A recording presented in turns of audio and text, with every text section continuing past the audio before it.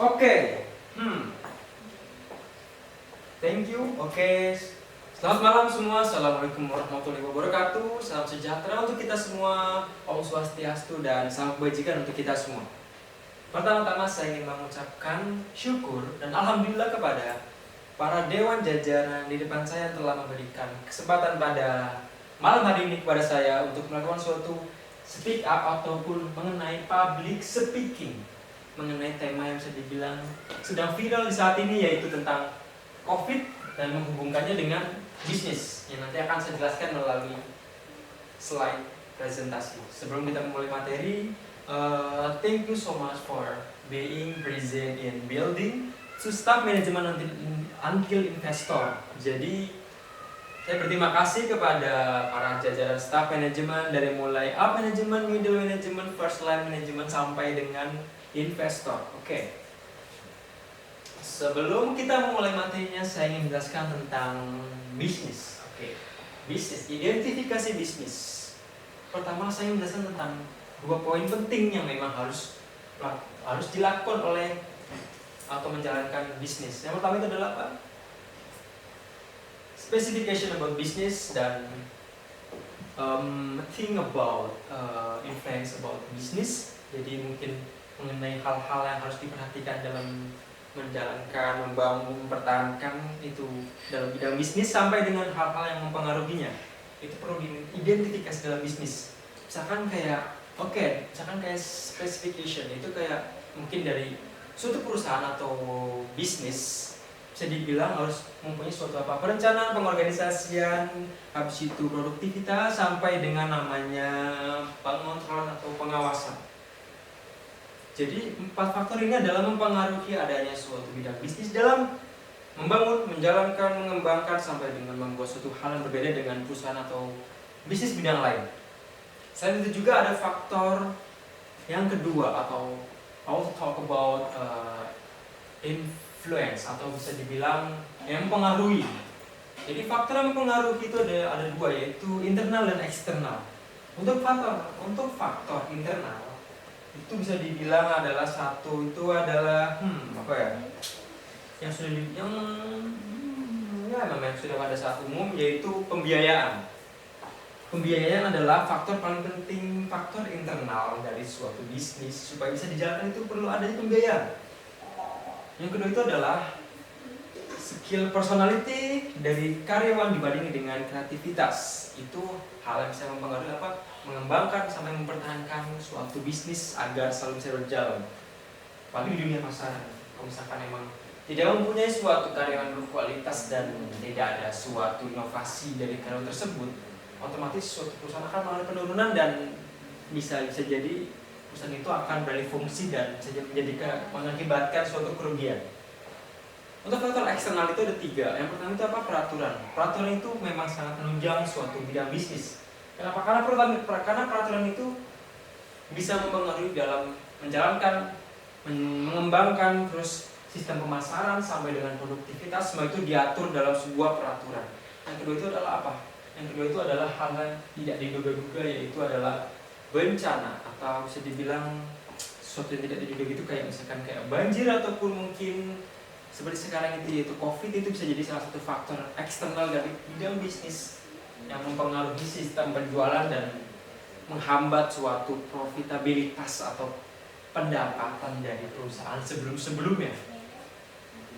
Oke, sebelum kita masuk ke materi inti, yaitu mengenai tema.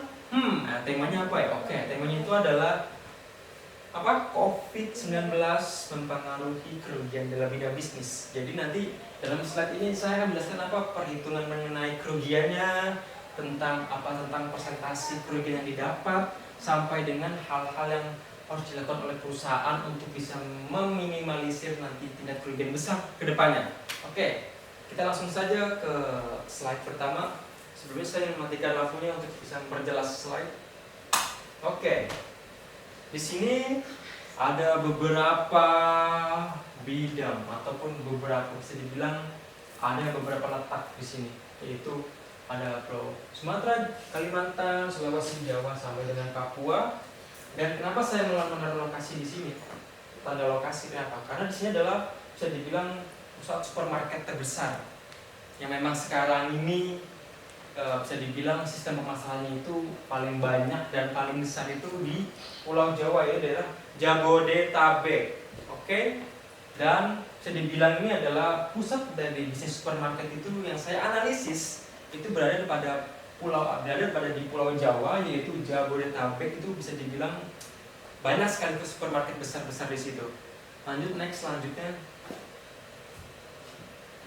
Oke, di sini saya bisa melihat. Di sini saya menganalisis tentang tema, yaitu kenapa perusahaan bisnis waralaba retail atau supermarket itu mengalami kerugian dari pandemi kita, dan saya bisa mengambil suatu kesimpulan dari analisis saya mengenai tingkat kerugian dari si perusahaan supermarket dari referensi artikel. Yang pertama itu apa? Sebesar 32% atau 32,67% itu bahan pasok mengenai makanan itu tidak laku di pasaran karena akibat COVID-19. Dibarengi dengan adanya pendapatan yang awal mulanya itu bisa dibilang itu lebih dari 100% lebih, akan tetapi dengan adanya suatu COVID-19 ini, suatu nilai profitabilitas pendapatan perusahaan itu mengalami penurunan sebesar 20,98% atau mendekati 26,98%, mendekati angka 27%. Terus dibanding dengan yang ketiga, yaitu tentang mungkin bisa bilang aset atau saham yang memang mengalami penurunan sebesar 20,28%, dan yang terakhir itu adalah tentang non makanan atau mungkin penjualan mengenai furniture itu mengalami penurunan sebesar 10,98%. Lanjut.